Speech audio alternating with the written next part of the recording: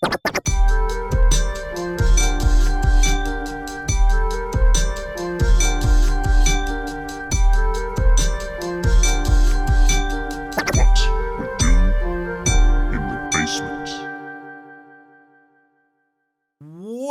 back to the basement dwellers. Welcome back to What We Do in the Basement. As always, I am your host and DM, Kevin Rembrandt, joined once again by Thomas Tolles.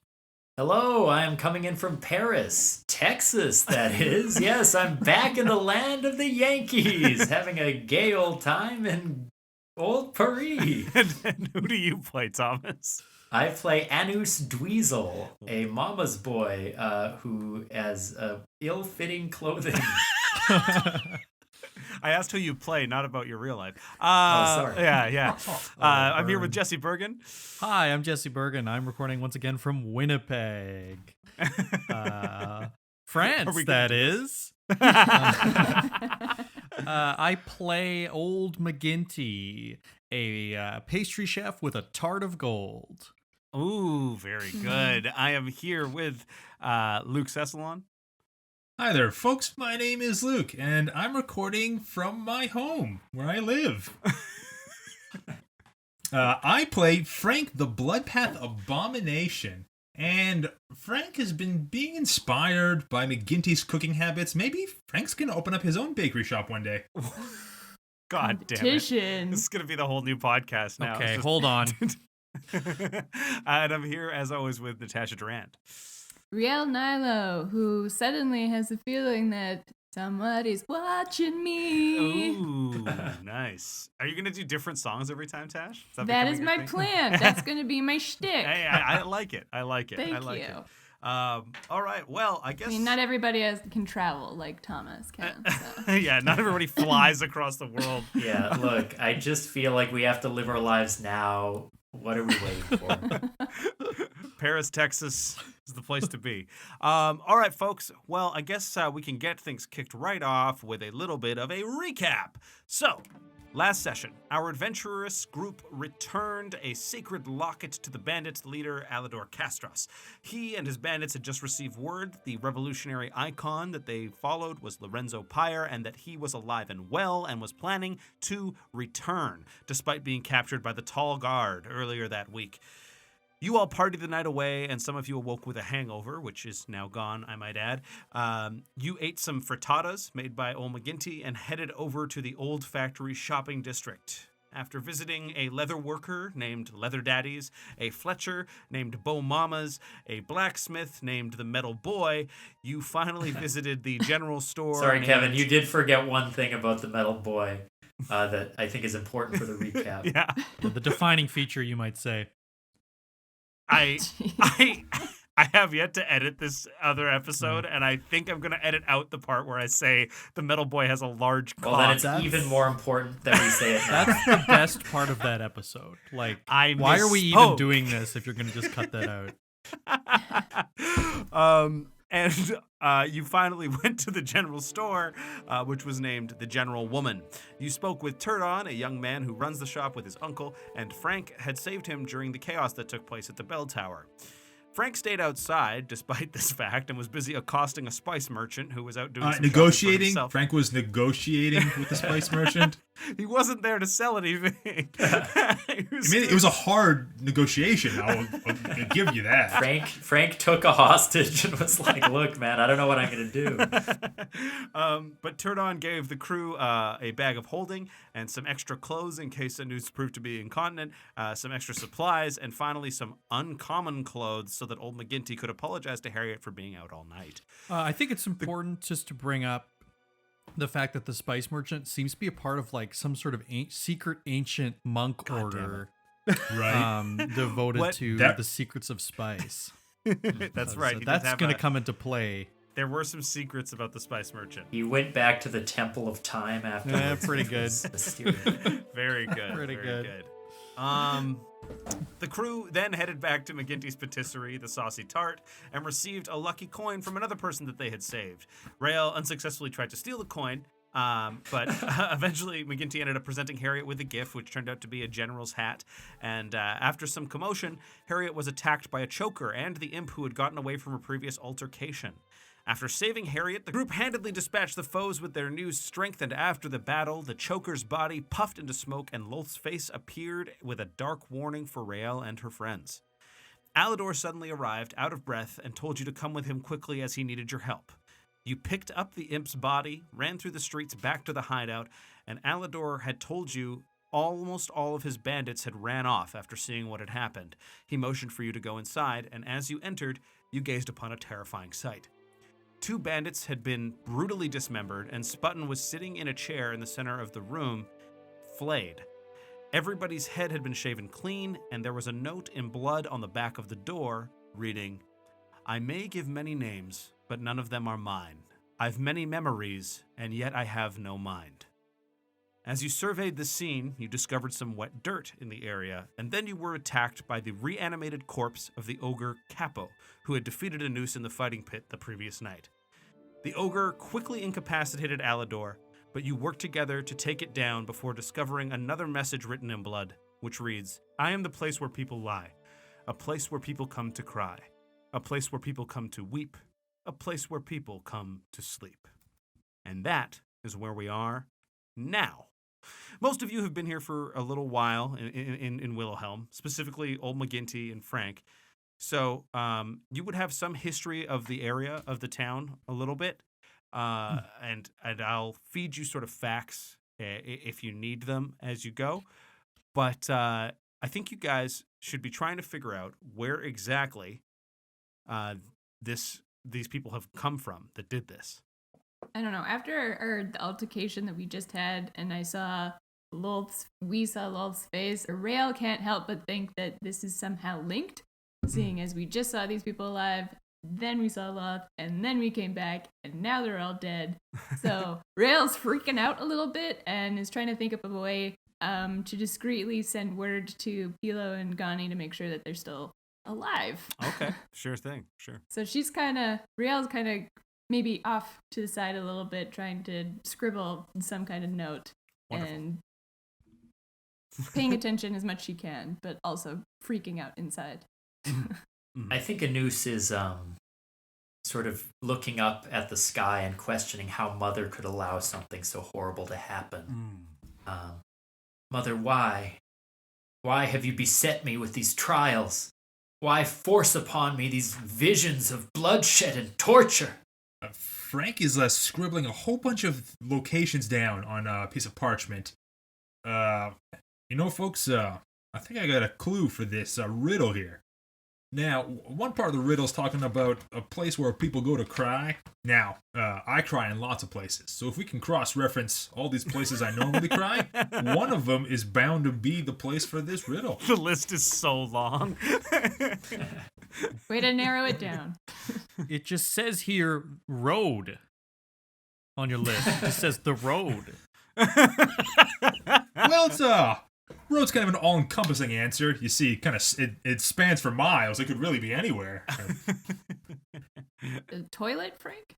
McGinty's sharpening one of his pastry knives on a whetstone that he carries with him. And he's looking up at the riddles in blood. And he turns back to the gang and he says, "Now, I've lived in Willowhelm a long time, and we've seen our share of tragedies. And normally I try not to get involved. You know, if you do something to the clock tower, fine. If you do something to mess with the bandits, that's fine. I don't usually care. But when you come into my shop, you attack my wife, and you try to steal from me without paying, there's gonna be hell to pay. So let's figure out where these guys are and bleed them dry." So those of you who have been here for a little while would probably know that there's a portion of town that backs onto a bay of water, sort of like the main body of water for the area. Because you guys found some wet dirt here, I think your sleuthing skills would probably prove enough. Like McGinty, for example, your history would maybe allow you to kind of discern that there's got to be at least something to do with this wet dirt.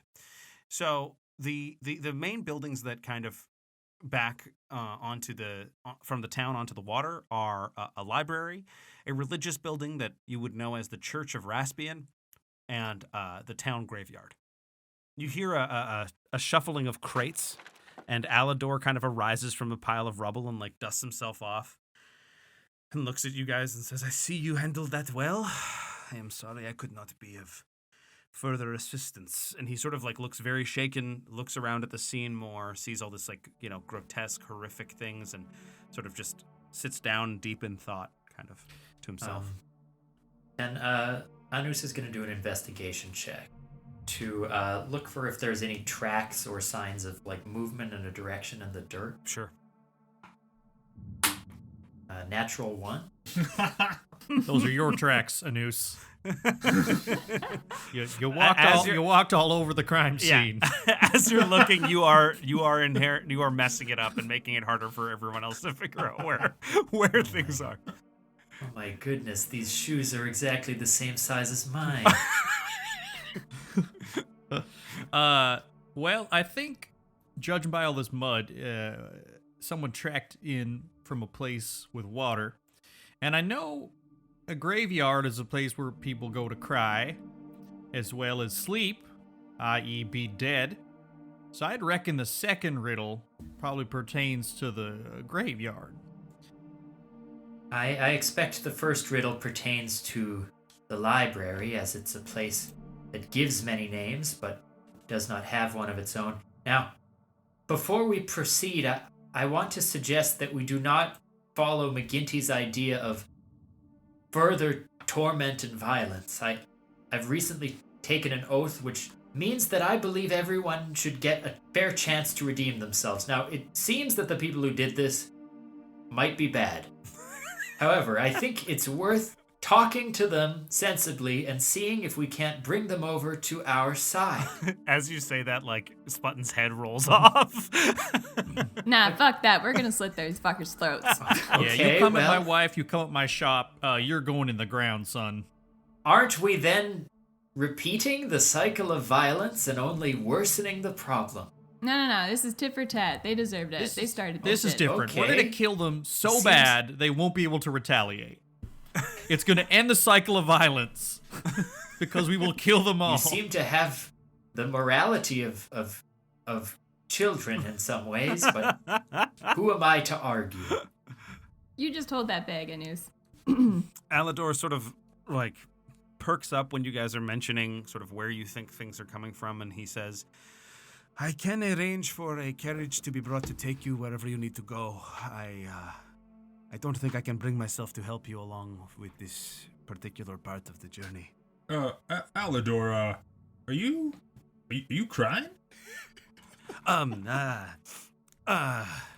He like sort of like brushes away what was obviously a tear. Look, he's standing on a road. That's one of the places you cry.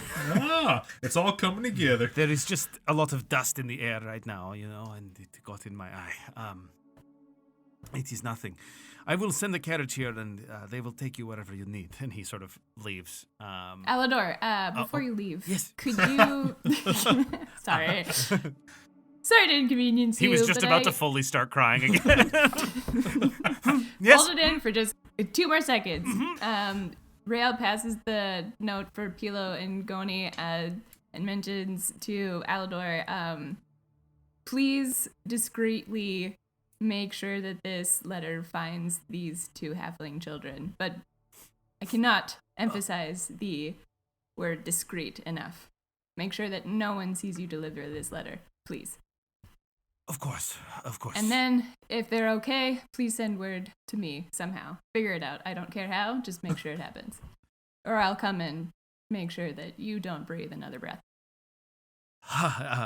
Yes, of course. I will help you as best I can. And he sort of... Thank you. Why do you look scared?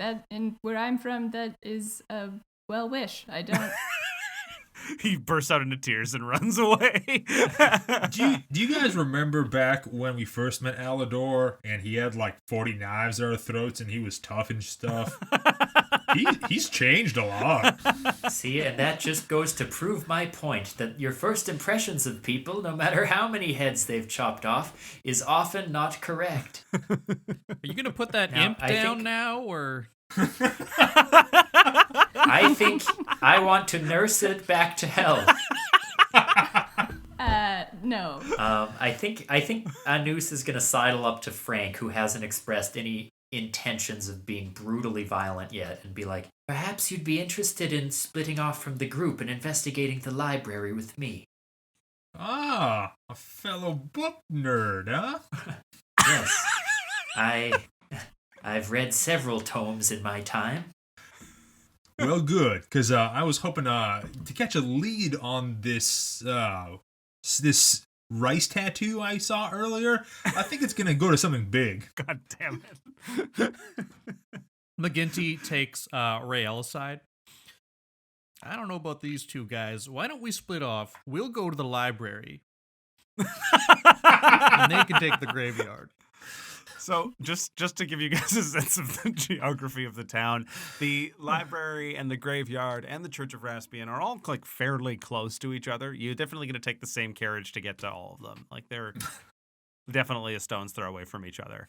And as you guys are sort of talking about this, a carriage arrives with somebody who's in the same garb as Alador's bandits would have been, is just sitting in the front, very solemn looking. They can kind of see like what had happened. They were clearly like, they also have seen what's going on, and they're not particularly interested in talking. They kind of look at you and are just like waiting for you to get in the carriage. What's your name, son? It's sorry. It's Jacob. Don't apologize. That's a fine name. Easy to remember. He just kind of looks at you and is like, just tell me where you need to go. I'll willingly take you there. Well, We're I going lean in. to I the lean in library. really close. At the What? same time as Rael is talking, I lean in and say, "The library, please." So both of you say the library. Rail, you say it loud, and he whispers it in his ear. And then I do the thing where I point at my eyes and then at his eyes, and then I do the shush. We can all expression, see and this. then I get into the carriage with Frank and give him a little nod. Okay, and he sort of whips the horses, and you guys start trotting your way through the town. So you guys have a little bit of time. You're making your way towards the bay area of the town. How many windows does this carriage have? I mean, it's a regular fucking carriage, man. I don't know, like two windows, one on each side. It seats 4, so you're all cramped in the space together. What's the seating like? Is it like upholstered? The ceiling, is it upholstered? No, the seating. Oh, the seating. Wait, is the ceiling upholstered? So the ceiling is upholstered. The seating is not. Seems kind of backwards to me, but Yeah. McGinty's gonna turn to Rael. You seem to have some recognition of that giant head that appeared to us after that other battle. Oh yeah, you saw that too. Oh cool. Hard to miss that yeah. giant head telling us we were Yeah. gonna die. Well, I was really hoping that people would kind of just not notice, but yeah, that was Loth, the goddess ruler of the Underdark, where I come from. And it looks like she has some unfinished business with me. I thought I had ditched her, but apparently that's not the case. You see, I don't think I've ever talked this much in one go before. What are you doing? What you spell cast? Oh my god! Do people not ask open-ended questions in the Underdark? No, it's a very Look, I it's just a want big dictatorship there. I just want to say Yes, I Anus, understand. feel free to. Well, I just understand. Okay, yep. Powerful and terrifying matriarchs are something that I'm very familiar with, so I completely relate to what you're going through, and I just wanted to say, you go, girl. Yeah, it's time we had a strong female ruling the Underdark with an iron fist. Too many of these male gods smiting left and right. Let's get a woman in there. They call Lolth the Iron Lady. She also has a red hair and styled as a bouffant. It's quite strange. Wait, I thought the Iron Lady was what they called the Metal Boy before it changed ownership. Well, not with a hog like that. They had to change the name. God damn it. Now I have to leave it in when I edit it. I have to now. You monsters. We'll bring it in up every episode just to make sure that you can't get rid of it. So now what's going to happen is someone's going to listen. I haven't edited it yet, so now they're going to listen, and they're going to hear that and be like, oh, that was weird, and that's going to get referenced here. It's a whole thing. Sorry, listeners. We're weaving it into the fabric of the universe. Fuck me. But yeah, long story short, my dad was leader of the rebellion of the Underdark, and Loth didn't like that and murdered him, and that happened when I was, a little girl at the age of like 43, and so... So young. Yeah, I know, right? Those were not the days. Yeah, and, I'm done talking. Hey, a noose. Those pants, hey? Yes, they are what you call corduroys. Awkward silence. Pretty snazzy, huh? Awkward silence. Look, I could sit in this all day. I love talking. Look, we're here. Where do I start? Okay. No, wait, no. This is the library, which is the name of a butcher shop. Yeah, you the guys library pass is another 20 minutes away. You guys pass a butcher shop. Timothy Dalton waves to you through the window. It's the library, is what it says on the outside. Yeah. We don't know why they call it that. We perhaps never will. It used to be a library, but was converted into a butcher shop. Everything in this town was something and has been converted to something different now. But exactly. exactly old names. Willowhelm is a rich history. It's been destroyed and remade by countless people on crusades going towards the capital. So everything it was something else several times over. My pastry shop used to be a meat pie store. So it didn't actually have to change that much. Most of the shops in town used to sell meat or books and then switched to the other. Pretty much. It's a meat and book Kind of a binary system. Willowhelm. Yes. You want a recipe for meat? We got both. What I love most about the library's meats is they have a Chewy decimal system. Oh my god. Hey, McGinty, what about the old graveyard? Was that a meat shop as well? In a way, it still is. As you say that, the guy driving the caravan sort of knocks on the roof and brings it to a halt. Sorry, the carriage, not the caravan. We're being followed. Very slowly. And he knocks on the roof of it, and you guys can sort of clamber out. There's some lanterns that are hanging on the outside. It's quite dark out, so there's some lanterns that are hanging on the outside of the carriage, which you're welcome to take. And he sort of indicates that to you. Maybe don't smack the roof so hard, it's well upholstered. I couldn't even hear the smack. Yeah. Well, did anyone else bring their library cards? I was not permitted to go to the outside library. We had books in the house which were sufficient for my learning. Like books on what? Well, books on manners and behavioral studies, and one book just called Fear. Right, okay.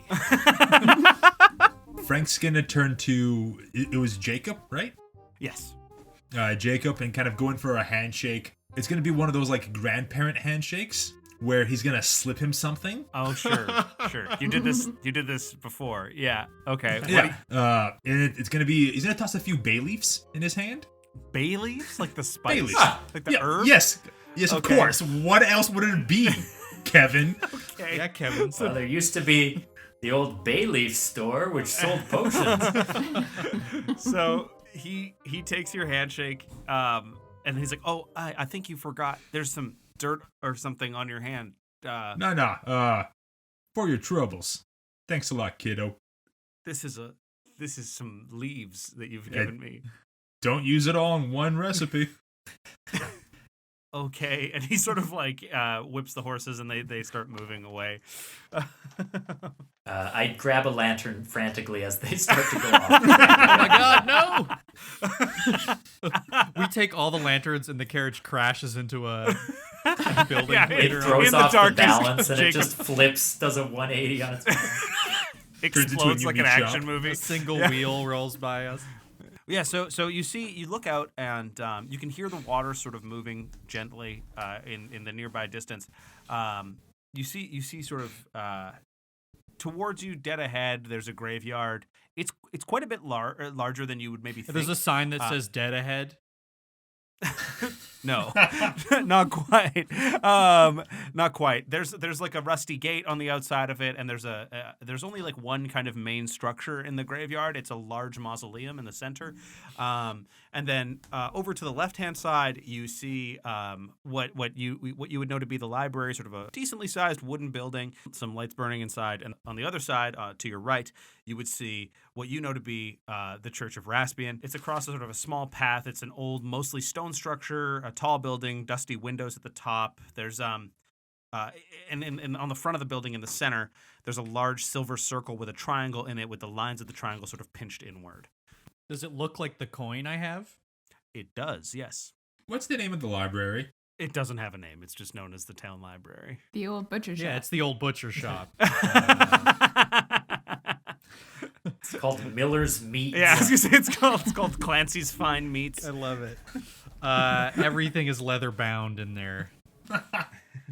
I guess this will be the time where the four of us ought to split up and look for clues. If only we had our dog with us. Okay, that took too long for me to get. You notice, like, in faded paint on the side of the carriage, it says "Mystery Machine" as it's driving away.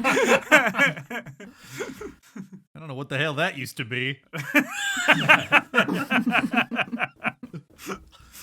Frank seems to have an affinity for graveyards. Perhaps it would be best if he and I went there first. And Frank turns to Anus and like gives him a big old wink because he remembers they're talking about going to the library. Right, yeah, we'll also go to the graveyard first. Wink to What? Rael. I thought we were going to the library. What? No, it's McGinty. Oh, wait, sorry. I'm sorry. I'm not familiar with these customs yet. Yeah. Overly, like, super exaggerated wink with both eyes. it means I'm doing a lie. Oh, you gotta tell me these things. You can't just spring it on me, like, without a forewarning. Come on. So you guys you're all looking like you're going to the graveyard, but all of you are actually going to the library, We're sort of right? waiting for anybody to go in a slightly different direction. So But maybe instead, because of social conventions, we all just walk to the graveyard together. I guess this is us. So you're all standing outside of the graveyard. As you guys are walking through the graveyard, it's dark, it's dreary outside. As you pass by graves with your lanterns and certain lights, you almost have to do double takes. Some of the graves, you would see like names of loved ones or figures from your past or even yourself on these headstones. Wait, hold And then on, you look- let's stop and check this out. Let's go all the way in. If you look a little closer, like once you do a double take, you realize it's their names you don't recognize. They're people who are long dead. Oh, this person is named Rectum Doozle. I see. a lot of McFlinties in this town. Yeah, you're just misreading them. Oh, totally undermined. So you look over towards the mausoleum in the center. It's sort of famous for housing the dead from two families who used to sort of be the main groups who used to run the town of Willowhelm, the Belwicks and the Lockports. It's sort of famous lore that these two families did not get along and they sort of fell into war based on the two of their younger members kind of falling in love. Think very like, Romeo and Juliet style. But both of their families' bodies are housed in this mausoleum that's in the center, and that's kind of like a famous fact. As far as people know, there's not really any descendants of either of these families still around. Can I ask Kevin, Did they reconcile and that's why they're buried together, or were they still enemies when they died? It's something that's sort of lost to history. There's not like a lot of clarity as to why. You might be able to find out from like an older member of the town who maybe has some memories of things, but like there's not really a clear idea as to why. A lot of the dead that you guys are seeing are names that you don't recognize from a long time ago. This graveyard seems to be sort of underused and undermaintained these days. There's a lot of overgrowth. It's not really a place that people are using with any frequency anymore. So this is what I recall from the Bailwicks and the Lockports. The Bailwicks, of course, owned the libraries, and the Lockports owned the butcher shops. They kept fighting for turf. Two of them fell in love, and the rest is history. Tale as old as time. It's a tale as old as time. Exactly. Well, I think canon, by the way. It kind of. One of them sold turf, the other one sold surf, as in surfing the catalog for a new book to read. Oh my god. I just want to say that isn't it poetic that these two families, famously warring, in the end came together? Everyone perhaps could learn something from that eventual reunion. Mm-hmm. In death? Well, sure, it's not ideal, but I mean, they're not fighting anymore.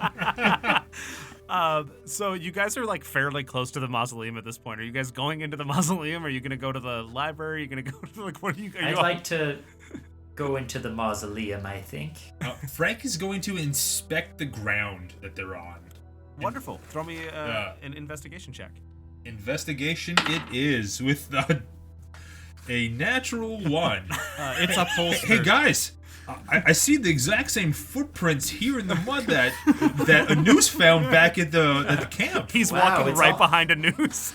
Someone's been following us this whole way.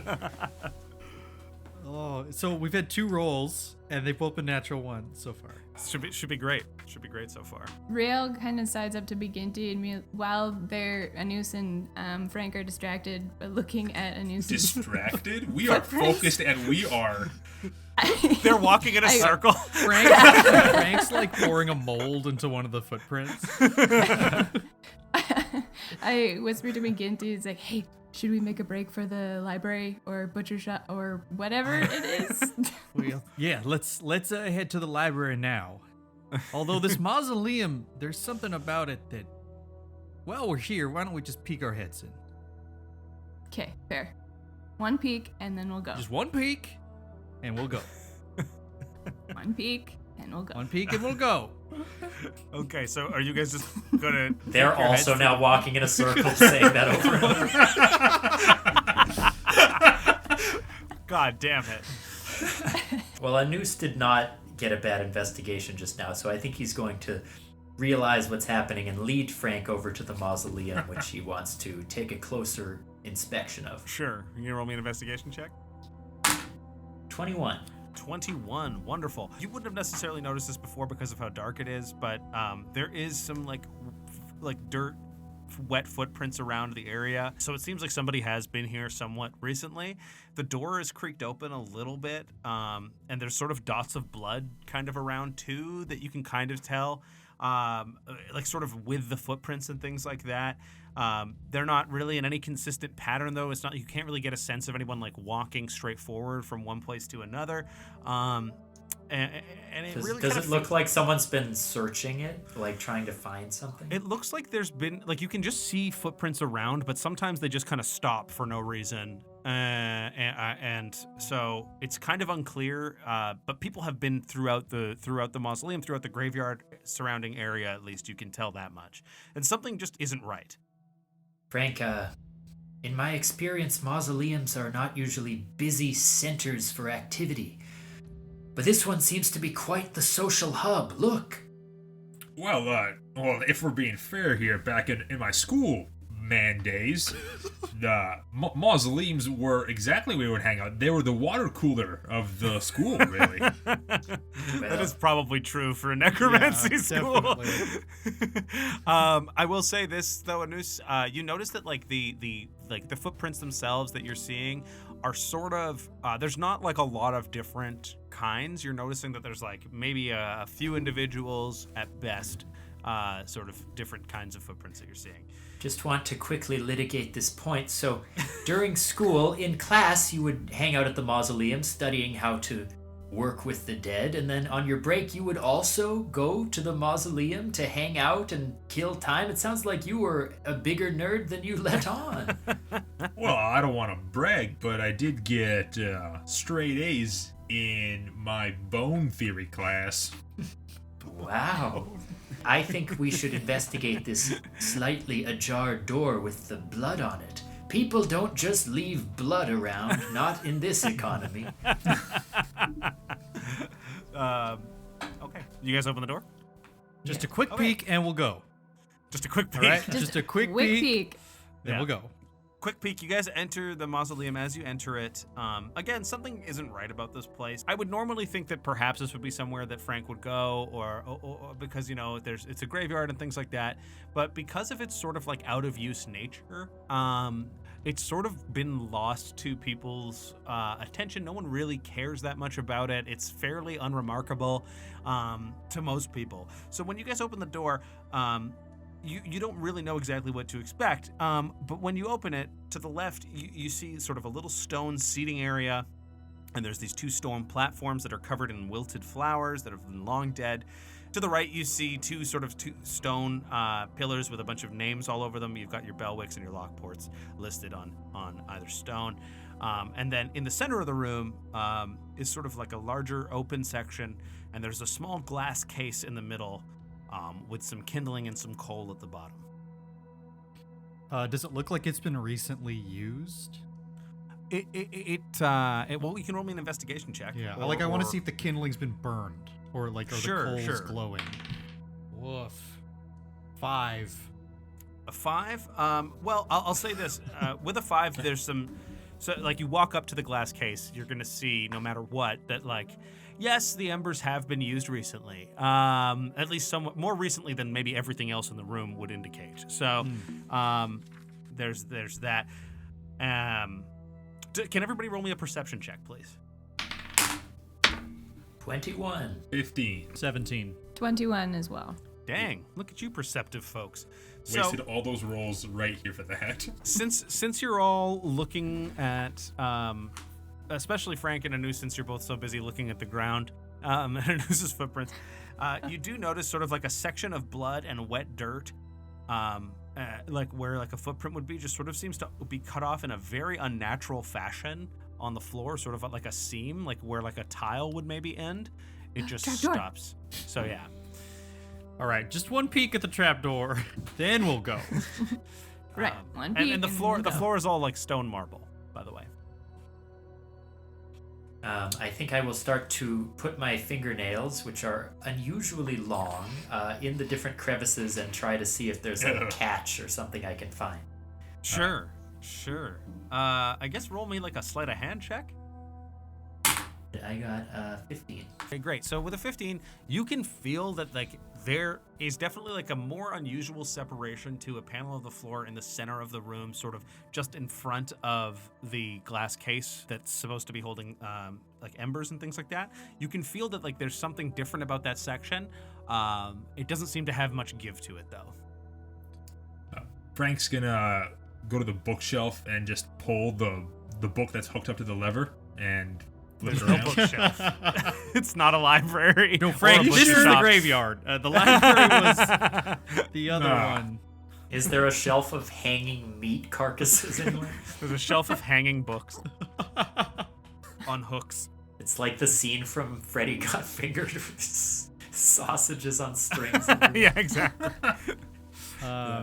It looks like someone here lit sort of the kindling and the embers in this box. Maybe we should try to do the same thing. Before we do, I just want to check if there might be any undead creatures in this mausoleum. You know, sometimes this can be pretty central place for them to hang out. Sure. Are there So any I'm dead gonna things use- in this graveyard? Dead is fine by me. It's the undead that I have a problem with. So I'm going to use Divine Sense. I'm going to just kind of put my hands on the wall like a lizard and go on the outside all the way around, sort of feeling for Terrifying. dead things. So any fiends or celestial or undead creatures within 60 feet that are not behind total cover, I detect their type and their location. Yeah, no. So you're making your weird little noise that like that moan. Yeah, there you go. And you're not picking up anything. It seems like things might be okay. These people seem to be dead for realsies. Yeah, there's a lot of dead that you are picking up, but not a lot of undead. Yes. There's a lot of death in this cemetery. It's sort of giving me a bad vibe. Yeah, I would like McGinty would like to light the kindling. Sure. Do I have to like lift off the cover of the glass box? No, there's like a it's not entirely encased, so it's like the front of it is there. There's an opening in the front. Is it like a glass casket? No, it's not. It's smaller. Think like this is a weird reference, but like the thing that the rose was in Beauty and the Beast. Sure, Think okay, that size. right. Yeah. So yeah. Oh no. That way. Super weird reference, man. Yeah, no one's gonna know that. What's wrong with you? Tale as old as time. Hey. And now, if you had talked about the case in Black Cauldron, then we'd be talking. Now, that's a Disney movie. No, that's obscure. I genuinely don't know what that is. Yeah, I'm gonna light it up. McGinty's gonna light it up. Sure thing. So as you light it, the panel that you guys had seen before kind of lifts up and slides slowly to the back, revealing a large staircase that goes straight downwards. Now that there's light in that case, you can see McGinty. There's a little placard on the front of it that says, "Our work is done in the light, so that the darkness may not hold." Just in case there are creatures down here, I'd better lead the way. Sounds good to me. Yeah. It's a fairly wide staircase, but just for the sake of knowing, what's your marching order, folks? Frank will be right behind Anus. They're kind of forming a bond here, and Sure. he knows that Anus has a hard time making friends, so... Aw. Anus can't sense that there's any pity to this relationship. He takes it at face value. The nerds are gonna lead. I'll watch our backs. I'll go last. Sure, and I'll hang back a couple steps to, give the nerds a good lead, just in case there's anything down there to... Yes, us jocks will Ambush us. hide behind the nerds. That's where we go. I'm too brave to go front. We'll let the Poindexters do all the reading from now on. So you guys descend the staircase. As you're going down it, you feel this sort of cool, humid breeze almost. As you reach the bottom of the steps, you see that it used to be a working area for the people that ran the graveyard. So it's a pretty big, mostly open space with a dirt floor, and the walls are also made of dirt. There's a few pillars around to kind of support things, foundationally speaking. Yeah, and those pillars have some torches in them that are not burning. There's a section off to the right for preparing bodies. There's a section for like administrative work off to the left. Various sort of different like tools and things like that are just sort of strewn about. It looks like a working space, but can everybody please give me a perception check? 17 for Frank. 14 for Anus. 13 for McGinty. And same for real. Cool. So, you guys all notice that there does seem to be like some corpses around that seem to be more fresh. Not like super fresh, but like that someone has been killed here fairly recently. Maybe a couple of people. There's a couple of body parts around that don't seem to be in the right place. Frank, you would notice at the back, at the center of the room, there's some blood on the wall as well, with another thing written.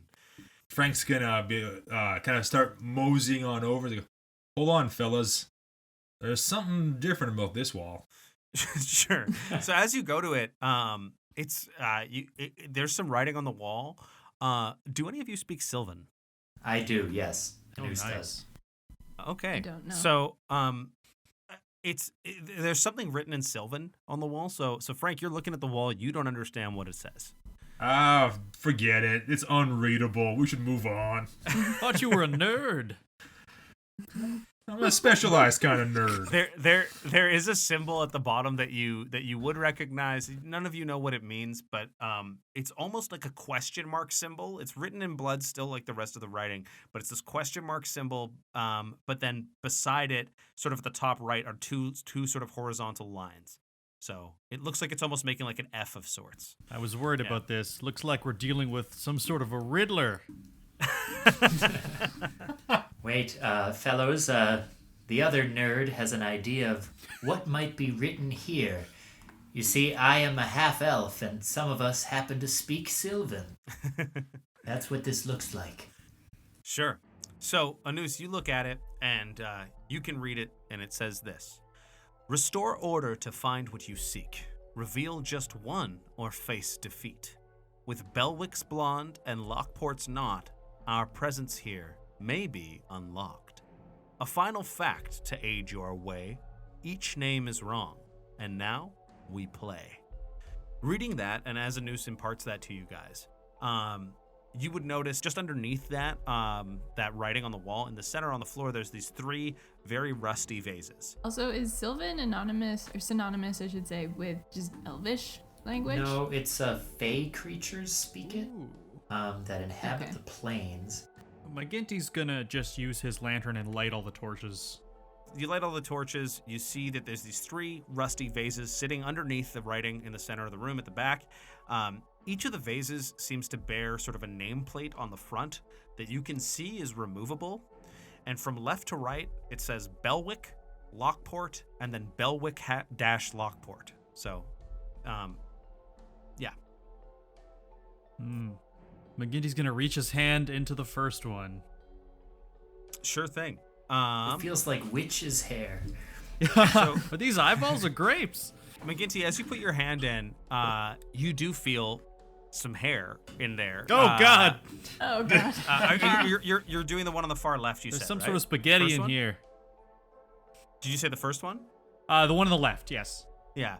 So you feel some hair in there, and as you sort of maneuver your arm, you realize that on the top of the vase there is some sort of I guess they'd be like blades that are teeth that are meant to, like, if you were to put something in, pulling it out would cause you some damage. Oh, okay. So you've now got your hand in this vase. So if I pull my feel hand some out, hair. I'm gonna take damage.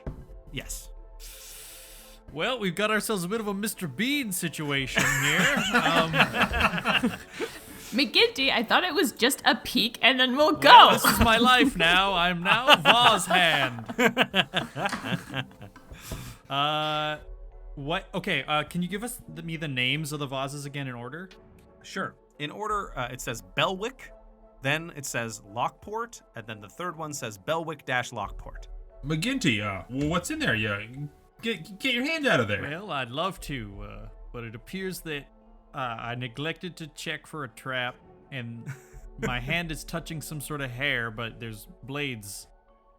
It's bad, folks. Are the vases like nailed? Like, are they attached to the ground or are they movable? They look mighty heavy. They don't look like you Okay. could really move them around. No. Tell my wife I love her. You said you felt hair. Could that potentially be Belwick blonde? But it could also Somehow be a lock, play into that? right? But I think if I'm reading this Sylvan correctly, it was not N-O-T, not K-N-O-T. Is that right? Not like N-O-T. Okay, so then it sounds like the hair must belong to the Bellwicks. But each name is wrong, right? So Right. this is a Lockport's hair. Well, it might also have hair in every vase, and we have to get the color scheme right, since blonde is gonna be the belly boys. Does anyone have a power to lift things out of containers without putting their hand in like a freaking moron? Like a, hey now! That sounds Look, like... not all of us could be nerds. Nice one. High five. Oh. No, I can't. My hand. Well, ladies and gentlemen, I have just the thing. Frank's gonna roll up his sleeves just a little bit, not that far up. I like the stick idea his of you hand rolling up into your the sleeve. vase. Yeah. No. I was gonna do that, but then I think we'll get into more trouble. Just sticks his arm in. Frank is gonna cast Chill Touch inside of the vase. And Which one? He's let's do the second one. Let's do the Lockport. Sure. One. He's gonna and started to grab shit and huck it up. Sure. Sure. This Chill Touch sort of appears there. It's in the second one. It sort of pushes up. You can sort of see through the top of the vase, the top of what would be a head, a decapitated head, but the hair that you see in it is blonde, and it's sort of this blonde head of hair, and the top of the head kind of gets pushed up. The Chill Touch hand can't quite get it through the top of the vase entirely because of the blades that are at the top and stuff. So it just kind of pushes it up, and then eventually would just let it fall back down in there. Oh yeah, you damn skeletal hand. What did I train you for? So in the second phase, there was a decapitated head with blonde hair. That's right. In the Lockport phase, which It's probably In the Lockport phase. Oh, that means the hair that McGinty's touching is probably brown, which is a Lockport head. Well, see, I would be more concerned that the hair he's touching is probably attached to someone else's head. They're probably all heads. I think we have to Yeah. reveal exactly one of these heads. Ooh, yeah, the right one. Face to feet. So it sounds like we've got blonde hair in Lockport, which is named for the Bellwicks. It's named wrong. We probably have different hair. What is the Bellwick Lockport jar? What is the purpose of that? Do we have any information about that one? Here's a wild guess, but if the Bellwick hair is blonde and the Lockport hair is black, then we're gonna get something nicely tight in the middle. Right, but if the names are wrong, then by that logic, the Bellwick Lockport vase has to be it's not gonna be the combo. All right, can Rael investigate the third phase? You just want to look into it? Yeah. Yeah. Or yes, that's all I want to do. Sure. I don't want to stick anything in it. Yeah, I mean, I'm not going to make you roll for this. You can look over at it. You can see it also has blades on the top that would hurt you to stick your hand in and pull it out. Yeah. Okay, can I see anything in it or anything like that? I would say do I see a head? it's too deep to tell. It's Okay, then I'm gonna cast cantrip Dancing Lights into the jar to see if I can see anything. onto the third jar. Yes. Totally. You see black hair inside of there. Okay, there's a head with black hair in the Bellwick Lockport pot, everybody. Well, then it seems like we've figured out which one's which, but which one do we reveal? So you guys know that the nameplates are removable. So so you do need to. What you think probably has to happen here is that the nameplates need to be moved to the correct. Yeah, they need to go to the bases. correct vase. Yeah, I see. For sure. Right. McGinty's gonna try to use his thieves' tools with his free hand to try to disarm. If it's some sort of trap, he's gonna see if he can disarm the spikes. Interesting. Okay. Sure. Give me I guess that'd be a sleight of hand check, right? Yeah. 20. 20. You're just able to kind of jimmy the right latch to retract the blades at the top of the vase that your arm is in. So they kind of slide back into the side of the vase. Do you pull your hand out holding the hair that you grabbed, or do you just pull your no, hand I out? don't think we should reveal it yet. So I'm just gonna release it and then pull my hand out. Sure. Oh, can I hold it up high enough to see the color before I let it Sure. go? Yep, you see blonde hair. Okay, so we got two blondes. Oh no. Well, thanks to my good thinking, we know that they're corporeal. Yes, well, if the first jar is blonde and it says Bellwick on it, then that one is correct. So that should be the one we reveal, right? Oh. Well, each name is wrong, right? So, Lockport's hair is black because they're both blonde. So the third one is Lockport. which means this first one has to be Belwick Lockport, because it can't be Belwick, because that would be correct. Are you guys following me? Yes, that makes sense. I'm just a jock, but I'm doing my best. Which means the middle one has to be Belwick. Yes, that's sort of what I'm thinking. I agree with that. But wait, so it has to be wrong, but why is the first one a mixture if it's just blonde? Well, two of the heads are blonde, and we know that the Lockports are not blonde. So by process of elimination, the mixture has to be blonde. See, Anus, what probably happened, and this might be new to you, is when a Belwick and a Lockport have sex, they're gonna make babies, and the baby's Slow gonna have. Slow down, buddy. What He's did saying you it's just say? gonna have one of the traits of one of the parents. Yeah, that's one way of putting it, I suppose. This is a lot for me. You're telling me somebody. Look, it's would like touch it's a- like me putting my hand in this vase, in a way. Go on. Well, I don't want to do it again, but So after I think I get it now. So after a man puts his hand inside of a woman once, he doesn't ever want to do it with her again.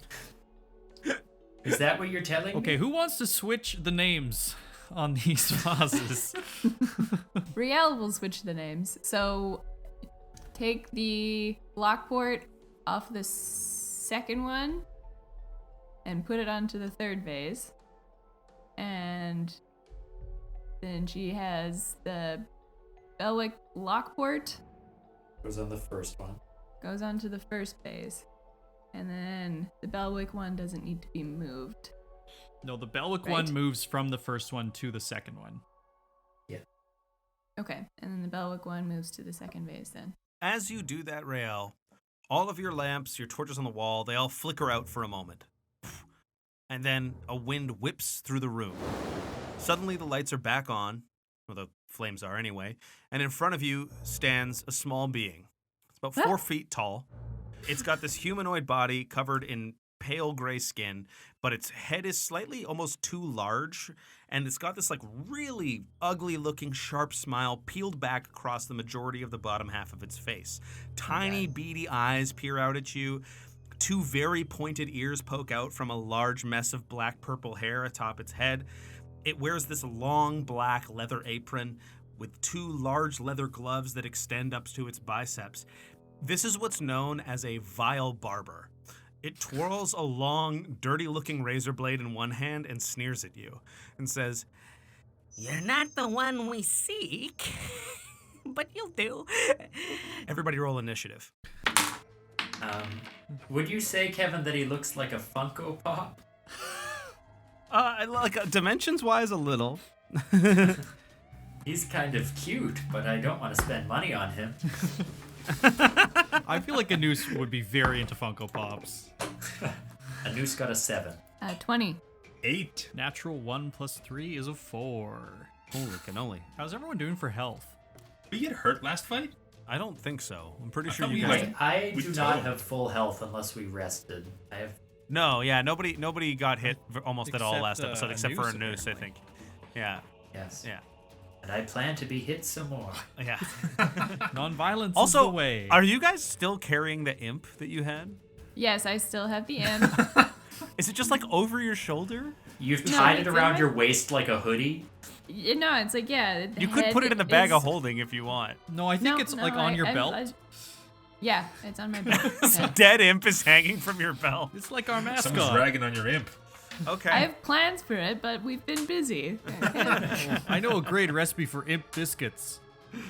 All right. Oh, tell me that sometime. So top of the initiative order, Rael, it's up to you.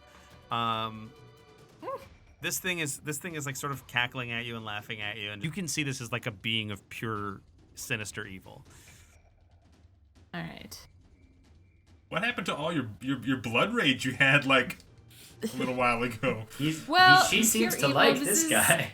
Yeah, this is there's familiarity in evil, I will say. So, I will put my blood rage aside, which I'm trying to work on, by the way. Just it's normal where I come from.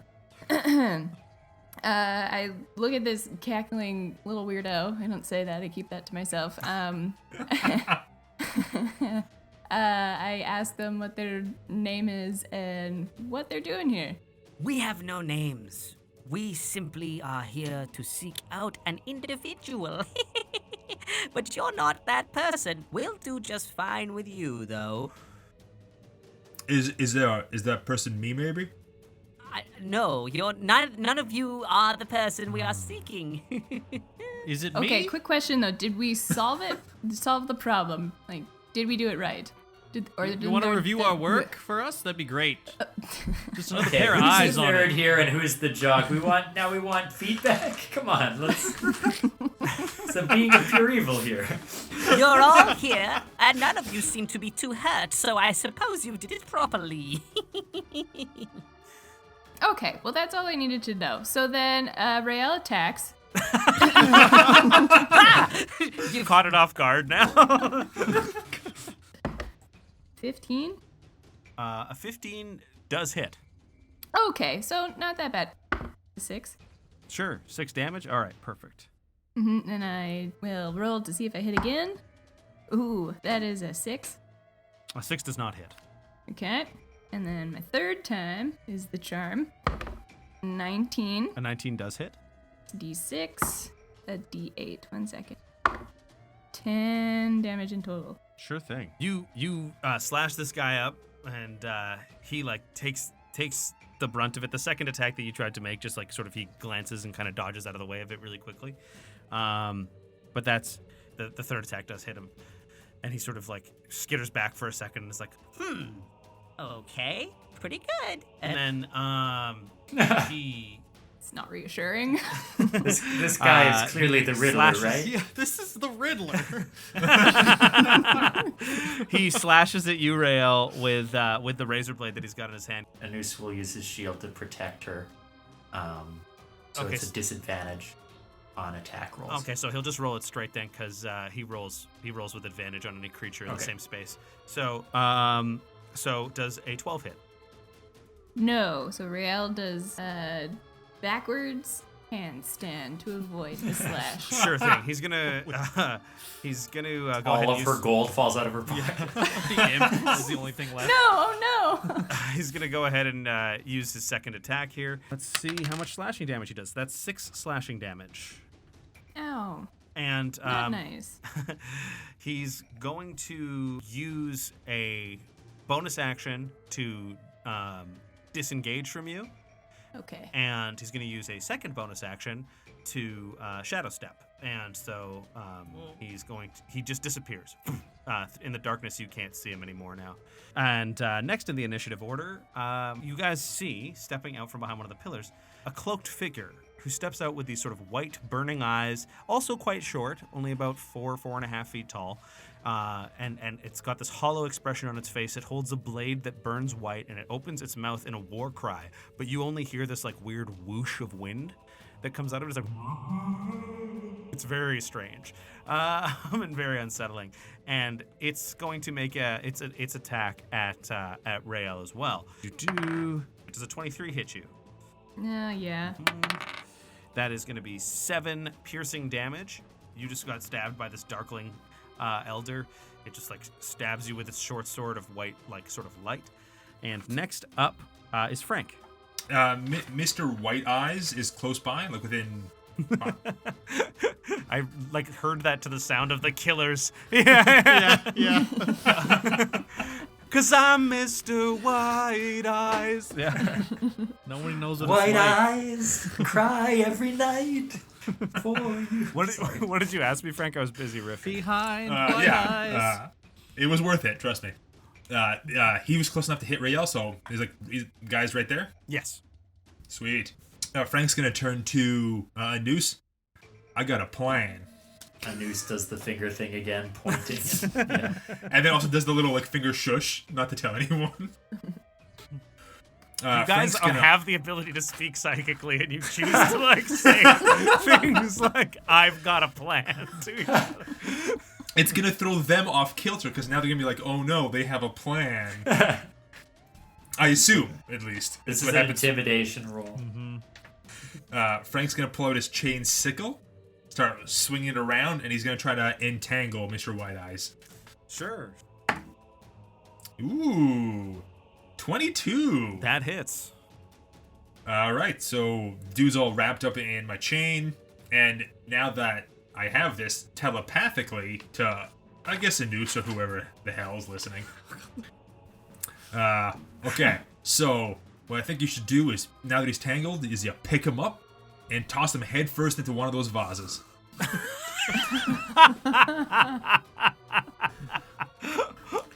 That's Yes, very soon funny. He will have his own sexual education lesson. Holy shit. McGinty Well, goes telepathically, do you think that's what happened to the other 3 heads? Anus, it is your turn. Oh, well, normally I would advocate for peace, but these do seem to be creatures of unarguable evil, so I think they must be destroyed. And Anus will attempt to lift the entangled creature and put him into Lockport / whichever one is the combo boss. Belwick. Roll a contested strength check. Okay. Oh, thank God. It was almost a 4, and then it rolled over to an 18, plus 3 is 21. Sure thing. I'm going to roll his with disadvantage since he's entangled. And I think he's probably going to fail this no matter what. Yeah, I mean, he is. He just rolled a 4 and yeah, so he rolled nothing. So, yeah, okay, you pick him up. God damn it. You stick his head in the fucking, in the thing. And it's in the Lockport Belwick one, the one on the left? Yes. Sure. Nothing happens because McGinty rigged the trap in that one to hide the blades. So you stick his head in there and he's fine. Leave it in. I'll reactivate it on my turn. So you're just holding this entangled Yep. being, its head in this vase. Is this part of sex where it doesn't happen even though you think it's about to happen? Sometimes, yes. Old McGinty, you're up. McGinty's going to get out his thieves' tools again. He's going to kind of roll them out on the floor. They're like in a cloth. He's going to get down on his knees, and he's going to roll up his sleeves and try to reactivate the vase. Like a mechanic getting underneath a car. Sure. I'm going to get you to roll your same thing. We'll see if you can get it to flip you roll it with both your proficiencies again. I'll even tell you guys, the DC for it is 20. So you hit it right on the nose when you were doing it before. So yeah. Yeah, that's just a 16. Okay, so it doesn't quite flip the script on this. So we get to you spend your turn trying to turn on this thing. And I Really should have picked a different jar, maybe. Rael, it's back to you. Okay, well, I'm going to try and behead the White Eyes in the vase. Sure. So, Are you stabbing it in the vase, or are you just gonna try and like reactivate the trap? oh no, I'm stabbing it. No. Oh, okay. You're gonna. I'm not a nerd. I don't know how to. The like, nerds fix have lost things. this fight for sure. We're like, we can use a clever solution, just can't figure it out. nothing happens. Yeah, But before that, can somebody help me up? I'm kind of stuck in this like handstand right now. Oh, you did a handstand to get away, and you're stuck. Thank you. So yeah, go ahead and I guess roll your attack. You can roll it with advantage. Okay, I'll say he's wriggling. I'll say he's like wriggling and trying to like fight off what's going on, so that you may still miss, but roll it with advantage. Yeah. Okay, that's way better. So that will be 21. 21 does hit. hit. Okay. Oh, only 4. Only 4 damage. All right. Oh, sorry. No, that was. Sorry, I'm bad at math. It's 5 damage. Sure. Oh. dear. Every point counts. Sure. Okay. And then I guess a bonus action for 2 Yeah. weapon fighting. Sure. So Hit him with that take second. another go. And that's still with advantage, right? Yep. Okay. Okay, so that'll be another 21 to hit. It does hit. And Ooh, 8 damage this time. 8 damage. Beauty. There. That's how you do it. Yeah, Jocks for life. The guy is like bound by chains, being held there, and you couldn't kill him in one hit. It does feel like in a way we're giving him a swirly though. This insane thing. So now it is the vile barber's turn again. So What, he's back? yes, yeah. Oh yeah, that guy. So it's going to shadow step probably to a noose because he sees that he's attacking this guy, and he's going to try and stab him with a straight razor. And he gets that. So he with does get advantage. Like I don't get to use the shield on myself. Yeah, he has advantage anyway because he just shadow stepped to you. So he has 21 hits you, right?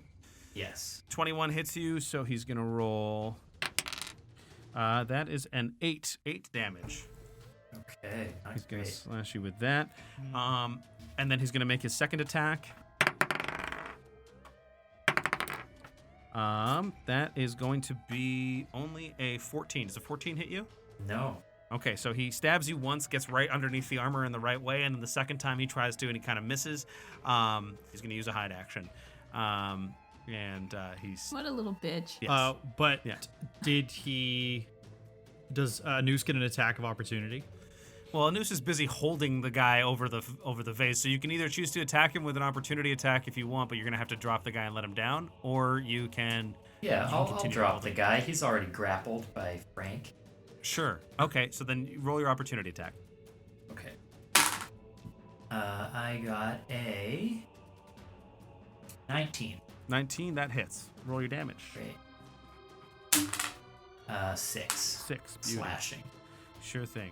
He's like, ah, ow! And then he hides, sneaks into the shadows. Everything's a joke to this guy.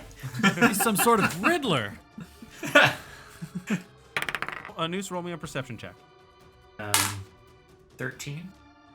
13 does not do it. He hides. Next up, we've got the tangled guy, so he's going to make an opposed strength check to see if he can get out of this. Is that what it Yeah. is, Luke? Opposed strength? Yep. Yeah?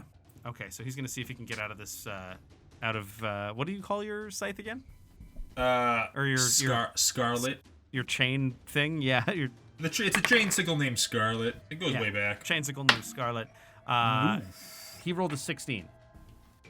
Frank rolled a total of 1. Okay, so he gets out of this and he just sort of breaks free and is ready to kind of keep fighting. Frank, you're up. Well, seems like you got out of my little scheme there. Frank, You don't talk much. he can't talk, so he opens his mouth and he's like, that's I it. don't know what the hell you just said, but I don't like it. Frank's gonna cast Chill Touch Okay. and go for White Eyes. And 9. 9. That does not do it. That does not do it. Skeletal hand kind of pops up and just swipes at nothing. You see a noose. You see when it swipes at nothing, it jostled White Eyes a little bit, and you see there's clearly a sentimental necklace around his neck from a wife or something like that. He can't communicate, no. but he clearly has a family. Oh, jeez. Like that. Now I got a target. A noose, you're up. Oh, Anus is having some trouble with this. Anus is going to attempt to communicate with White Eyes. He's going to say, "Are you here of your own will? Do you have freedom to leave this place?" As a He looks in your persuasion eyes, stares at you with these white pale holes that are burning out of his face, opens his mouth and goes, that's it. Kid Riel comes over and is offers the flute and says, "Do you think this will help?" and shoves it in the White Eyes' mouth. The melody is beautiful. Hot cross buns. It's like a recorder, like a kid playing a recorder. Yeah. Okay, Anus is deeply moved by this. And he is going to use his he plays the 20th Century Fox theme on the recorder. So I'm going to use my channel divinity and use Emissary of Peace. So as a bonus action, I grant myself a big bonus to my persuasion checks. Okay. I'm going to say to this white-eyed family man, run. Now's your chance. Escape. Start a new life. Find the ones you care about. Does he have to roll anything or anything? Well, I'm going to roll my persuasion check and you tell me if it does anything. Sure. Yeah, roll a persuasion check. Natural 20. Oh! You have to be kidding me. Absolutely have to be kidding me. He's going to go take out his student loan and go back to college. He stares at you for a second, hollow-eyed, slowly reaches around his neck, pulls off his necklace, looks at it, drops it in the middle vase, takes a deep breath, and sticks his head in the middle vase. Oh, God. And it doesn't kill him. He thought it was going to kill him. It doesn't kill him. Jeez. Just does. He's trying to yank it off now, and it does some damage to him. And so he's hurt more, but now he's just got his head stuck in this vase. I can't help but feel that I made things much worse.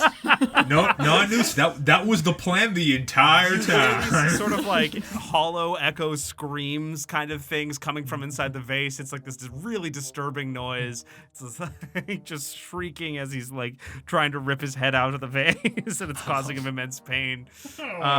Great work, Anus. He's surely suffering more than any being has ever suffered before. And that gives it over to old McGinty. I'm gonna do a perception check to see if I can spot where the vile barber is hiding. Sure. That's just a straight up 2. I don't think it does it. You think the vile barber might be in the vase with the guy's head. You really want to stick your hand back in the vase. I'm going to McGinty's going to run to the entrance of this lower chamber and kind of stand in front of it to block it. Oh, sure. And he's going to try to just shoot the white eyes to put him out of his misery. Okay, sure. Sure. Okay, Anus, as my reaction, is going to put a blanket on him before you do this. Just so that he's comfortable. Okay. He's like jostling about and freaking out, so you might still miss because he is like in incredible like agony and like flailing. 14 to hit. 14 does not hit. It just misses. It we'll say it hits him, but it just pings off his armor, so it doesn't hurt him. And so it like you hit it's probably because of the blanket. News, come on, man. You pin the blanket to the wall. It's like it sticks to the wall. Next up, Rael, it's you. Yeah, I think I'm gonna try and do the same thing as McGinty and see if I can find this little bitch. Sure. 21, so that's 21. Pretty good. Mm-hmm. You spot him. He's hiding behind one of the pillars, just sort of between old McGinty and between the rest of the group, I guess, which is all kind of closer to the front center of the room. So he's just. I got you little bitch. Does 13 hit? A 13 does not hit. Sure. Yeah, did you shoot? So is that with your bow? Because he was kind of farther away from you, unless you went up to him. Yeah, it would have been my bow, but okay. Sure. Still didn't hit anyway. So you missed with an arrow. Boom. Can I still yell to everybody where he is? Sure. Yo, he's right there between us and McGinty. How did I miss him? He's literally in front of me. I appreciate our use of yelling. Still no telepathy. It's just not the fun way to go. Sure. He's going to just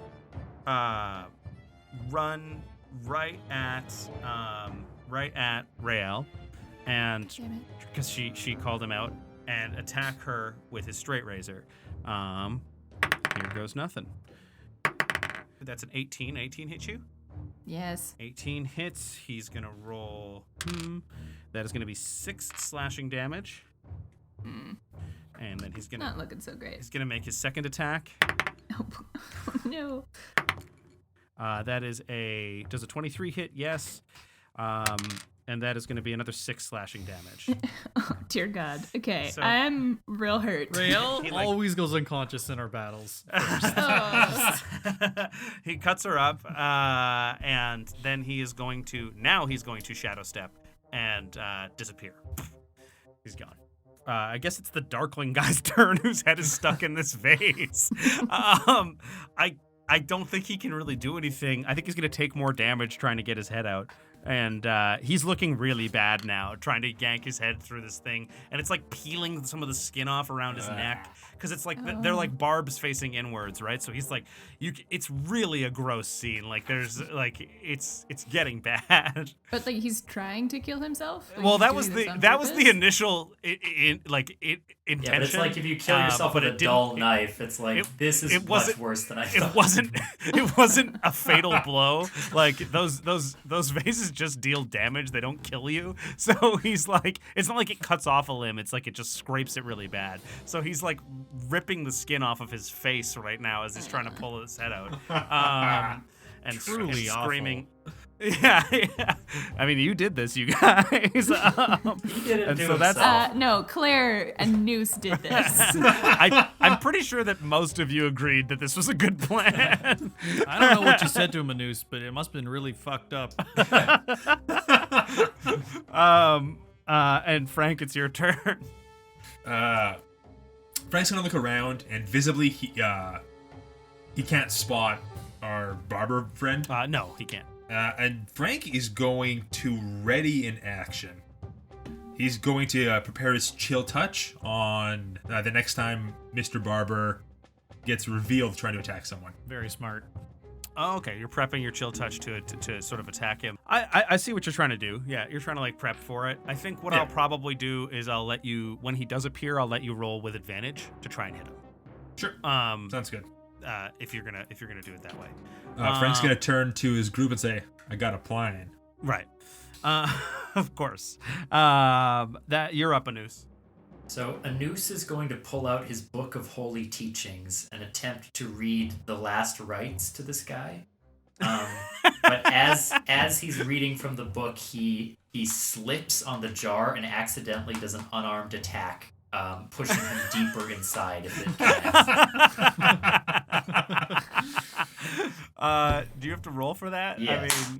I mean, I think an unarmed attack, I just get partial bonus, so I think it would only be a 10. yeah. It doesn't hit, so you Great. slip and you miss. So I use my unintentional attack to just read this guy's last rites. Which our mother is soothing him during this difficult time. Sure. But as my bonus action, I'm going to cast Sanctuary on Rael. Thank you. So, until the spell ends, any creature who targets you with an attack or a harmful spell must first make a wisdom saving throw. If they fail, they have to choose a new target or lose the attack or spell. But if you attack him, the spell will end. It's your turn, McGinty. McGinty looks at Frank and he gives a little wink. And then he's going to use a bonus action to hide behind one of the pillars. Okay. So roll for that. Yeah. I mean, yeah. This is a stealth roll. Yeah, right? I guess the barber could still find you. I was gonna say I think the guy's head is That's a in the nat jar. 1, so it's an 8. Not great. You can probably No. see me. Yeah, your hide is unsuccessful. Oh, I'm gonna also ready in action. When the vile barber appears, I'm gonna shoot my crossbow at him. Sure. So I'm gonna give you the same deal that I gave Frank then. Great, that's very generous. Yeah, I know. I know. Then it is up to Rael. Ooh, chain of regain. Where's my 10? Is it? Yes. What's my rhyming couplet? I am almost dead and would rather have the butcher's head. There you go. The chain unlocks and allows you to get some healing. Roll your dice. How much do you get? 8. 8. So then I get half of that, or no? No, you get 8. You get 8 hit points Okay. back. Boom. Sorry, and does that count as an action? Using the Chain of Regain is a bonus action. Oh, wow. Sick. Yeah. Okay. I buffed you guys up a little much here. I'm starting to feel. Was that a guilt from that like mass murder you pulled on us earlier? Something like that, yeah. I'm gonna withhold my action then. Sure. Are you holding it for something? For defense, I guess. I don't know. Can that Sure, be a to thing? like evade if you get attacked. You could Is take that the what you're saying? the dodge action. Gives the next person who attacks you disadvantage. Yeah. So that is an Okay. actual thing you Yeah. can do. Yeah. Yeah. Okay, sure. Okay, so we got that. The Vile Barber's up next. I fucked up something. I realized that Vile Barber should not have received that opportunity attack because of one of its special traits. Anyway, it's going to run from behind the corner of the room where the bodies are sort of attended to, which is where it was hiding, and stab at, I guess, it's gonna it recognizes what's going on with the Darkling whose head is stuck in the vase, and it's like, this is fucked, and it's gonna try and attack a noose again. Actually, it's gonna try to grapple a noose. So I guess that's a contested strength check. Well, as right? soon as he appears in our eye line, both McGinty and Frank are going to unleash their attacks. That's right. Roll your attacks. So go ahead. So he pops up. You foolish fool. You fell for our trap plan. 15 for chill touch. 15 does hit. Roll your damage. Hooah. 5 necrotic damage. And he 5 can't heal himself. Sure. So I'll have the skeletal hand kind of pop out of the ground and grab him by the leg. And Frank will give a very smug, gotcha, you little twerp. McGinty says, the last time I met a Vile Barber, he tried to give me a mushroom cut. Hey. Sorry. Natural 20. Sure, that's a crit. Yeah. Let's do it. 17 points of damage. 17 points of damage. There we go. He's not looking good. Riddle me Sort of- that. He's going to try to grapple the noose. Okay. So let's roll a contested strength check here.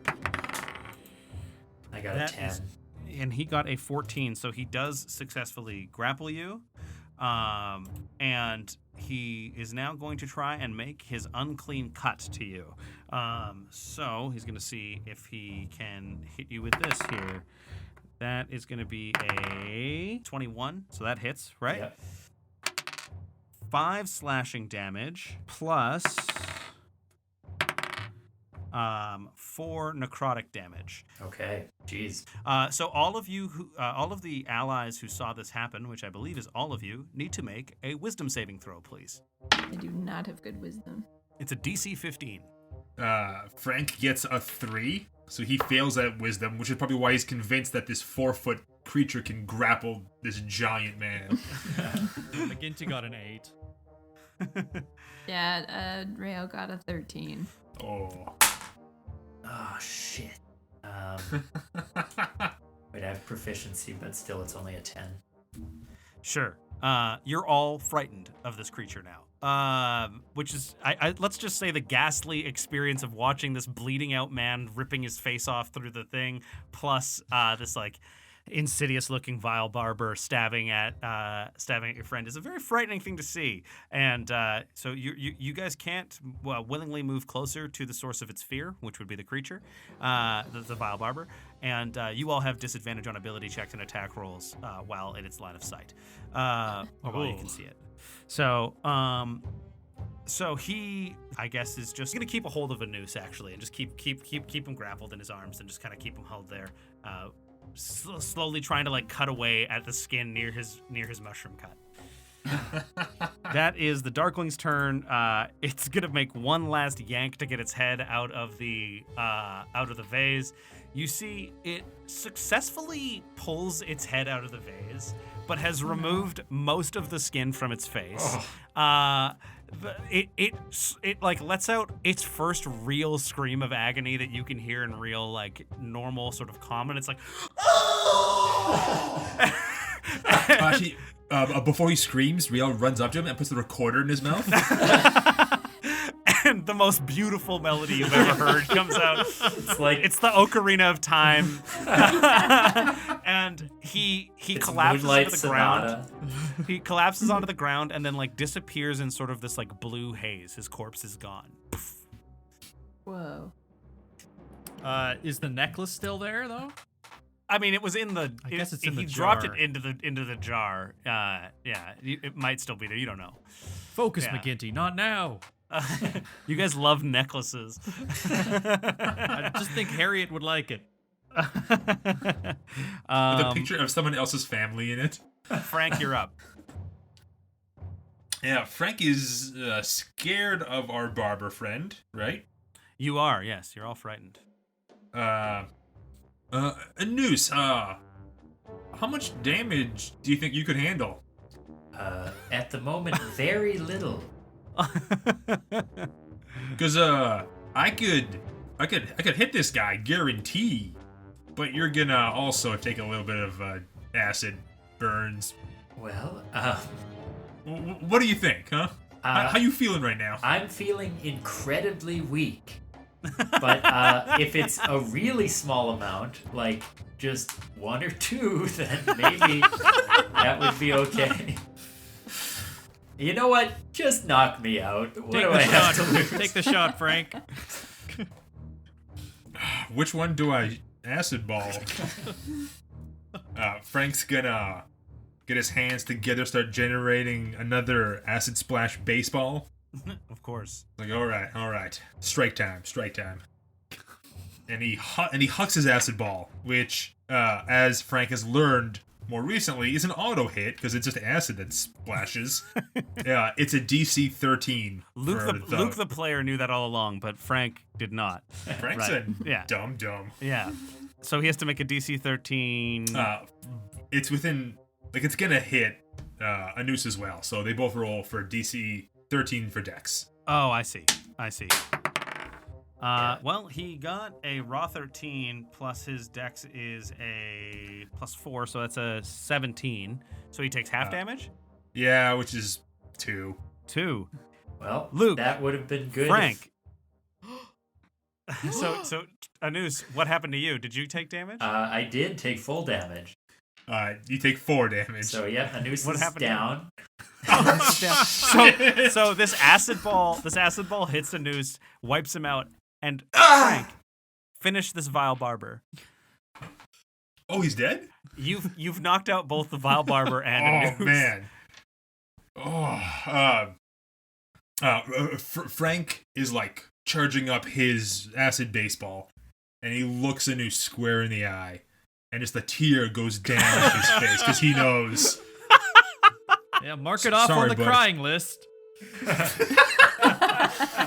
And he hugs it perfectly, never breaking eye contact with a noose. And as it like burns both of them, he could see it singe a bit of his mushroom cut to make it slightly cooler. Now it kind of looks like a swoop, like it's got a little shape to it. Yeah, it's got a little shape to it. There's like a scar where the vile barber was cutting away at, but you've seared it up. The vile barber takes the acid ball to the face and is dead. Its body also poof, into like this bluey purple haze is gone. Yes. What do you guys do? You're now out of combat. Quick, McGinty, your necklace thing. Yeah, I don't know if I can heal someone else. I think they have to do the rhyme to get healed. Oh, that's right, the rhyme. Can we like move his mouth? I was gonna say so it's as if he's... ventriloquism. Yeah, might be an option. I let you guys do that before. I'm not gonna let that be a function of this thing that it's able to bring people just gonna up. try to from being knocked stabilize out. them, I guess. Sure, you can stabilize him if you'd like. So just a medicine check. Roll your medicine check. Yeah. 14. 14 does it. He's stable, so he's not dead. Oh. Yeah. This was just supposed to be a peek and go. Yeah, well, sometimes a peek and go turns into a extended look and we're trapped. Correct me if I'm wrong. I think Anus has a cheese bun in his pack, but he may have. He had to buy something to use the bathroom. He did. He did indeed have to buy something to use the goddamn bathroom. Incredible. Are you guys gonna put stuff the cheese bun in Anus's dead mouth? Sure. McGinty's gonna take it out of his bag and say, "Aren't you glad I made you buy this to use my bathroom?" Anus is just blood pouring out of his ear. Selling someone something so they can use your washroom and then forcing them to consume it is such a. McGinty's a small business tyrant. This is core to his character. Anus, you pop up. How much like HP? 1 is that? HP probably. Okay, Yeah, you sort of sit up. You guys have just witnessed some truly horrific things. There's blood everywhere, things like that. And sort of glowing a little more blue is that question mark F that's on the wall that was there before underneath the sylvan writing, and it glows briefly and then sort of like fades away and is still there, but it's like just sort of recessed into the wall. The winds that were kind of blowing down there have died down. The fires seem to be burning a little bit more normal, and something still feels a little uneasy, but you guys think you're in the clear for now. And that's where we'll end our session. Hooray! Damn. Vile barber. Thank you so much, folks, for listening to what we do in the basement, as you usually do. But the nice thing about this is that now I know what our social media things are so that we can plug them. So you can now follow us on Instagram at WWDITB. Same thing on Twitter, WWDITB. You can follow what we do in the basement on Facebook. If you're going to talk about the show, you can use hashtag WWDITB. That would allow us to follow you guys. Once again, I've been Kevin Rambaran. I've been Thomas Tolles as a noose. I'm Luke Cessalon as Frank. I've been Jesse Bergen playing Old McGinty. And Natasha Duran is Rael Nilo. Thomas, do you have a quote for us already? I sure do. It's from a classic theatrical text, and it goes like this. 2 households, both alike in dignity, in fair Danatar where we lay our scene, from ancient grudge break to new butchery, where Riddler's blood makes library unclean. And that is from the play Tomio and Meet Stuliet. We'll see you next time in the basement. Ooh. Right.